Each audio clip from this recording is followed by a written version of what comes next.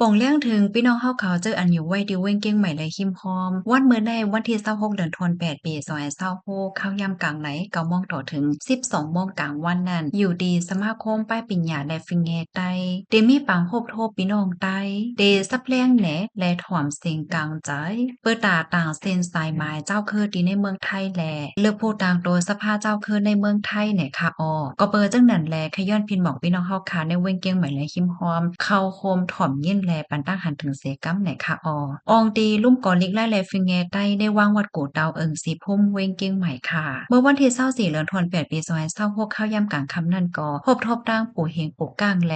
ก้นวานโฮมป้าสังฆาเจ้าละลายเกียงดีศาลาเกียงเป้งหลงในเอิงเป้งหลงจะเวงเวงแห่งใจดอนเกียงใหม่เมื่อวันที่25เดือนธันวาคมปี2026นั่นก็พบทบร่างภูมิพลพรในก้นวานตีลุ่มจุ้มโฮมอ้อยกอใต้ตาสุนและสุนเป็นก้นเอิงคีเลขจะเวงแมวริมใจดอนเกียงใหม่เมื่อเลียวดีในเมืองไทยเนี่ยก็เลยออกมาปักเปิงหมายมีเกี่ยวกับเวลองเจ้าคือพรบคุ้มครองและส่งเสริมวิถีชีวิตกลุ่มชาติพันธุ์พศ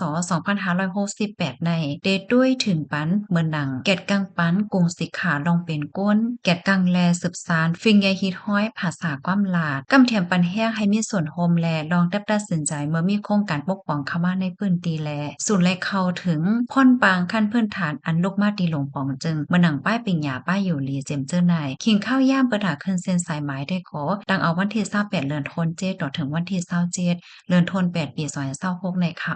หนังเฮอพี่น้องก้นคือใต้เฮาค่ะเต็มรู้ท่ามตื่นตั้งในกอย้อนให้พี่น้องเฮาเขาอันกันตุ้งตื่นโฮมจอยเทียมกันเซคัมค่ะผู้ไลภัยหันคลิปวิดีโอในกอเขียนรอใจกันสเปินแพแช่กว่าเซคัมค่ะเนาะหนังเฮอพี่น้องเฮาเขาเดจังเลยฮับถอมเย็นเสียกอเขาโฮมในวันเหมือนไหนได้ค่ะข้าวใส่หมอหอมเย็นจมเย็นนำถึงพี่น้องค่ะกูกอที่ฮับถอมปันแห้งค่ะ